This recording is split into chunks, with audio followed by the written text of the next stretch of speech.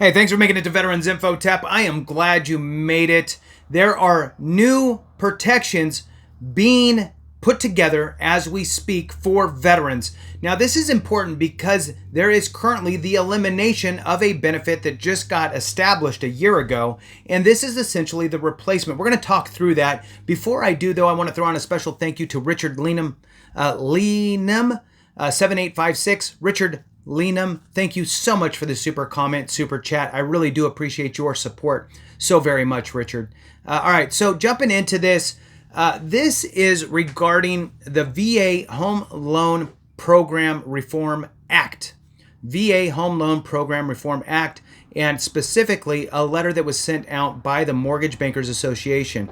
This has to do with some issues that actually were created by the VA, then fixed by the VA, and now they're eliminating the fix, and now there's a replacement. So the long story short is the VA allowed for borrowers with VA home loans to take advantage of something called a COVID forbearance. Essentially, taking maybe you lost your job during COVID, something that was kind of unforeseen. Now you're having an issue making payments. The forbearance would allow you to skip X number of payments, add those to the end of the loan, extending your loan term, and then start making your payments again, just like nothing ever happened once that time frame comes up. The VA allowed that, and then toward the tail end, they decided, okay, we're going to go ahead and end this program with no resolution for people that were just in the middle of it. So they weren't able to actually have the missed payments added to the end because VA said that's no longer allowed. To the lenders out there, the lenders said, well, if VA says it's not allowed, well, now it's not allowed. So now borrower who missed 6 payments, you either need to pay back the 6 payments and get current, or we're going to foreclose. There could be some other options in the middle of there: sell your house, do some sort of a loan modification at a 3 times higher rate than what you used to have. And that was a disaster. The VA was very short-sighted, and it was a disaster for many folks. One thing that I do want to throw out there real quick for people is if you have any mortgage questions, mortgage needs, purchase, refinance, cash out, lower your interest rate, get an investment property somehow, turn your current house into an investment property and move into a new one, reach out to David Piatek. David is solid. He's been on the channel numerous times. He is at VA Housing Education, and I'm going to put that information in the description for you as well as in the comments. Anything you need, he is there for you. He is a click away, and he puts out a lot of great information on this subject specifically. All right, so David Piatek, VA Housing Education, super solid. All right, now that the VA has screwed it up and people were getting foreclosed on, they had to create a fix. They created a fix about a year ago called VASP, V-A-S-P. So VASP is Veterans Affairs Servicing Purchase Program. VASP, V-A-S-P. Veterans Affairs Servicing Purchase. All right, so they created that a year ago. Essentially, what they would do is if, as a last resort, you can't do anything, you can't get anything corrected, the VA would buy the mortgage from the servicer, they would retain it, recalibrate it essentially, and do a 2.5% interest rate, and then you start making your payments to the VA. Sounds great. VA is not a lender though, and so they didn't have every piece set up to be able to really function that way, in my opinion.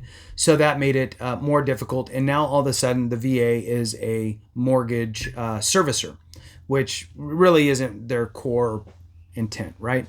Now, they're ending that. VASP is ending, and now they're creating a new a replacement safety net for veterans. The interesting piece here is that all other government-backed mortgages, Fannie Mae, Freddie Mac, FHA, all of those types of loans have the ability to do like a forbearance if you fall into a hard situation, those types of things. You can do that on those. You just can't do it on a VA loan. Strange. Seems like that should have just been the fix. Anyway, let's jump into this letter from the Mortgage Bankers Association. So Mortgage Bankers Association sends a letter to the VA, sends a letter on VA Home Loan Program Reform Act. The Mortgage Bankers Association sent a letter to House Veterans Affairs Committee leadership on May 6th, 2025, expressing support for the VA Home Loan Program Reform Act, or HR 1815. If you support the act, reach out to your congressional members, let them know that you support HR 1815. Whether you need it, a loved one needs it, a brother or sister out there needs that type of help, it's a good thing to do. All right.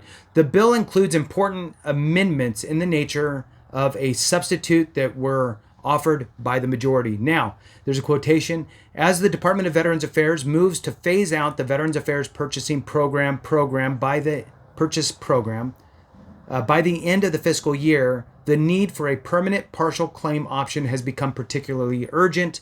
Without swift legislation and subsequent VA implementation, thousands of veteran borrowers recovering from temporary financial hardship could face heightened foreclosure risk due to the absence of a sustainable and scalable loss mitigation option, wrote Bill Kilmer, MBA, Senior Vice President, Legislative and Political Affairs. We should not repeat the mistakes of the past when a viable VA loss mitigation option was terminated without a replacement, unfairly stranding veterans without the options available to all other government-supported borrowers, which is kind of what I was saying up front to kind of set the stage. The bill features a number of important improvements that MBA supports, and many of which align with the recommendations outlined in testimony provided by the association in March, including, and there are 4 bullet points, clarifying that the partial claim shall not diminish the guarantee on the existing VA loan, eliminating the proposed charging of interest on the partial claim balance, ensuring alignment with FHA and GSE program structures that treat partial claims or loan deferrals as non-interest bearing junior liens, replacing the fixed sunset date with a rolling 5-year period post-enactment, which increases predictability for servicers and allows more borrowers to benefit from the program. Last one here, increasing the maximum claim amount from 25% to 30% of the unpaid principal balance, providing parity with FHA and a broader safety net for distressed borrowers. The changes represent progress toward creating a partial claim solution that protects veteran borrowers, provides servicer clarity, and aligns with existing government-backed programs. MBA also recognized the inclusion of provisions dealing with the conditions for partial claim relief in the event of a natural disaster declaration by the President. MBA, the Mortgage Bankers Association, urged the committee members to vote in favor of HR 1815. Thanks for watching. I appreciate you. Have a great one. And remember, if we don't take care of each other, something went wrong.